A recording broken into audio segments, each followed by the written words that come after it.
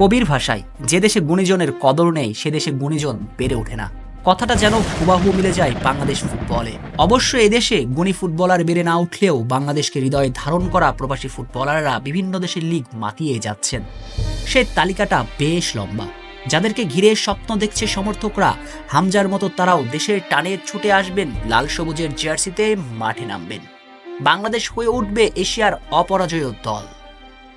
কিন্তু sorry to say, বলতে বাধ্যই হতে হচ্ছে এই স্বপ্নটা আপাতত বালি চাপা দিন।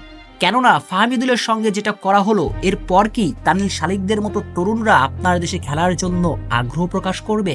কেন করবে? এভাবে অবহেলিত, অপমানিত হবার জন্য? অবশ্য বাংলাদেশ বস হ্যাভিয়ের ক্যাব্রিয়েরার তরফ থেকে জানানো হয়েছে ফাহমিদুলের সঙ্গে নাকি কোনো অনিয়ম করা হয়নি। তার ব্যাখ্যাও তিনি দিয়েছেন, যেখানে তিনি বলেন ফাহমিদুলের বয়স কম, সে কারণে তাকে জাতীয় দলের বাইরে রাখা হয়েছে। এটা যতটা যৌক্তিক তার চেয়েও অনেক বেশি কুযুক্তি বটে। কেননা একজন ফুটবলার জাতীয় দলে খেলার জন্য যোগ্যতাধারী হলেও বয়সের কারণে নাকি তিনি জাতীয় দলে খেলতে পারবেন না। হা হা হা, পায় যে হাসি। ক্যাব্রেরা, আপনি কি ফরাসি ফুটবলার কিলিয়ান এমবাপ্পের নাম শুনেছেন কখনো? কিংবা আপনার নিজ জন্মভূমি স্পেনের লামিনে ইয়ামালকে চিনেন তো? ফরাসি ফুটবলার কিলিয়ান এমবাপ্পে ফ্রান্সের হয়ে বিশ্বকাপ জিতেছিলেন, তখন তার বয়স কত ছিল? কিংবা বার্সেলোনা সুপারস্টার ইয়ামালের বয়স কত ছিল সর্বশেষ ইউরোতে? অথবা কাতার বিশ্বকাপে মেসিদের সঙ্গী হওয়া থিয়াগো আলমাডারি বয়স কত ছিল জানেন তো? 16 বছর বয়সে লামিন ইয়ামাল স্পেনের হয়ে ইউরো জিততে পারেন, 18 বছর বয়সে এমবাপ্পে বনে যেতে পারেন ফরাসিদের স্বপ্নের নায়ক।